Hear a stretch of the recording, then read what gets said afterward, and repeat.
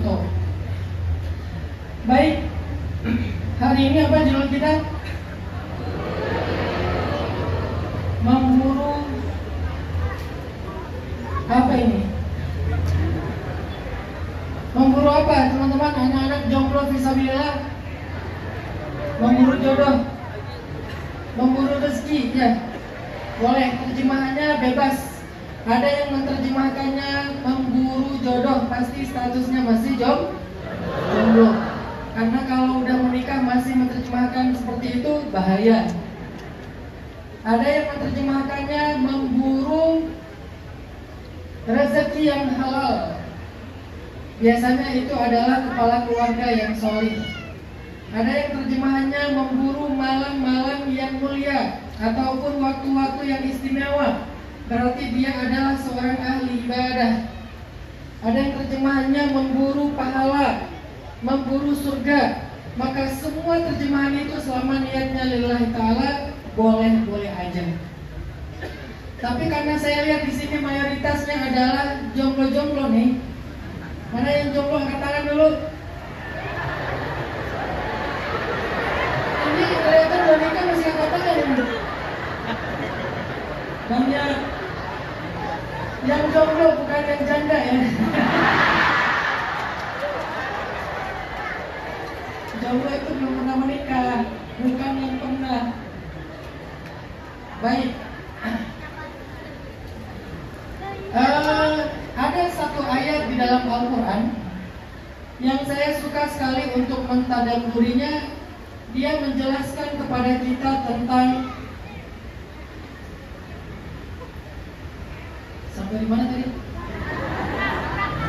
Ayat yang menjelaskan kepada kita bagaimana caranya biar kita tenang dalam mencari jodoh. Atau bagi yang sudah punya jodoh, bagaimana caranya biar kita tenang dalam mencari rezeki, dalam merindukan keturunan yang solih dan solihah. Bagi yang sudah menikah belum dikasih keturunan, ayat ini bisa diterjemahkan untuk segala kebaikan dalam hidup kita. Jodoh, rezeki, keturunan, pekerjaan, karir, dan semua kebahagiaan dalam hidup kita. Dan saya pengen ngajak kita semuanya untuk mentadabburi ayat ini yang ada di dalam surat Hud, surat ke-11 ayat 6. Coba kalian buka mushaf digital, Al-Quran digital, surat Hud, surat ke-11 ayat ke-6. Allah Subhanahu wa ta'ala berfirman, A'udzu billahi minasy syaithanir rajim. Bismillahirrahmanirrahim. Wa ma min dabbatin fil ardi illa 'ala Allahi rizquha wa ya'lamu mustaqarraha wa mustawda'aha. Kullum fi kitabim mubin.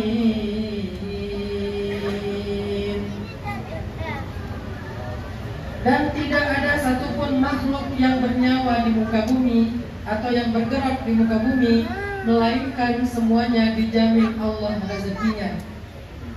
Dia mengetahui tempat kediamannya dan tempat penyimpanan rezekinya. Semua sudah tertulis di dalam kitab yang sangat jelas atau Lauhul Mahfuz. Shadaqallahul Adzim. Ayat ini menjelaskan kepada kita teman-teman tentang betapa uniknya Allah itu. Betapa uniknya Allah itu. Allah menciptakan kucing, dan kucing itu suka sekali kepada ikan. Tapi uniknya kucing tidak bisa masuk ke dalam air.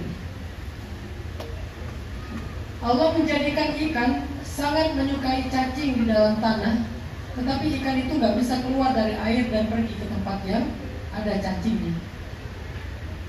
Begitulah Allah Subhanahu wa ta'ala mentakdirkan kehidupan semua dabbatin fil ard, semua makhluk yang ada di muka bumi. Allah tahu mustaqarraha wa mustawda'aha. Allah tahu di mana tempat tinggalnya makhluknya dan di mana Allah menyimpan rezekinya. Kucing tinggalnya di darat tapi rezekinya di air. Ikan tinggalnya di air tapi rezekinya di darat. Kucing mustaqarraha di darat, mustauda'aha di air. Ikan mustaqarraha di air, mustauda'aha di darat. Unik. Pertanyaannya terus bagaimana cara mereka mendapatkan rezeki sementara rezeki itu ada di alam yang berbeda dengan alamnya mereka. Ada di habitat yang berbeda dengan habitatnya mereka. Makanya disitulah Allah Subhanahu Wa Taala ini menunjukkan kekuasaannya. Bukan kalian yang mendatangkan rezeki, tetapi Allah. Bukan karena kehebatan kalian mendapatkan jodoh, tetapi Allah. Semuanya fi kitabim mubin, sudah tertulis di dalam kitab yang sangat nyata, atau dikenal juga dengan istilah Ummul Kitab, kitab hidup. Yamhullahu ma yasha'u wa yuthbit wa indahu Ummul Kitab. Indahu Ummul Kitab, di sisinya lah, yaitu di Lauhul Mahfuz ada Ummul Kitab, kitab induk. Apa itu kitab induk? Semua tentang takdir. Maka apa pelajaran dari ayat ke-6 surat Hud ataupun ayat 39 surat Ar-Ra'd tadi? Pelajarannya adalah ternyata jodoh, rezeki, kebahagiaan dalam hidup kita hanya Allah yang kuasa menentukannya, kita tidak kuasa. Semua orang Allah sudah tetapkan jodohnya masing-masing dan itu nggak akan ketukar. Jadi kalau misalnya orang yang kita kecengin, orang yang kita sukai, orang yang kita selalu pertama kali nge-like postingannya, first like, first comment, di repost, SMS nyasar, WA nyasar, pokoknya semua udah kita ikhtiarkan supaya dapat perhatian dia. Ternyata dia jadinya sama sahabat sekamar kos-kosan kita. Jangan ilfil. Jadi kalau ditanya bagaimana kamu ketika misalnya jodoh kamu adalah justru orang yang ternyata teman yang kamu incar itu ternyata adalah menjadi pasangan sahabat kamu sendiri. Akhirnya ditanya, kamu gak apa-apa? Bencana? Bencana? Bencana yo. Bencana. Aku rapopo. Tenang naon lah gitu ya, kalau kata orang di kampung saya. Jadi gimana kalau kayak gitu? Gimana kalau kayak gitu? Ridho nggak kalau orang yang kita sukai jadian sama sahabat kita sendiri? Ridho nggak? Nggak ridho. Kalau belum ridho berarti dia belum benar-benar beriman kepada rukun iman yang keenam, al-imanu bil qada'i wal qadar. Iman kepada takdir. Kenapa? Semuanya fi kitabim mubin. Wa indahu ummul kitab. 50.000 tahun sebelum Allah menciptakan semesta, Allah sudah menulis semua kejadian itu di dalam sebuah kitab induk namanya Ummul Kitab atau Kitabul Mubin. Udah ditulis, rufi'atil aqlam wa juffatis suhuf. Semuanya udah ditulis secara jelas, lalu penanya sudah diangkat dan kertasnya sudah kering dari tinta. Nun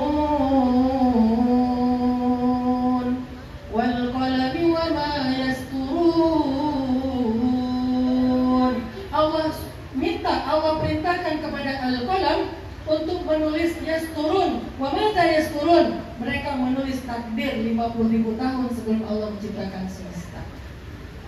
Makanya kata para ulama, apa makna dari takdir? Kata ulama, takdir itu adalah wuqu'u syai' muwafiqatun li ilmillah.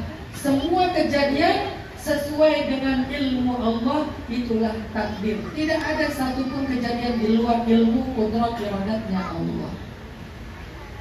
Jadi kalau kita masih ngerasa nggak ridho, nggak ikhlas, berarti kita ngerasa bahwa itu bukanlah takdir, tetapi itu sebuah kecelakaan.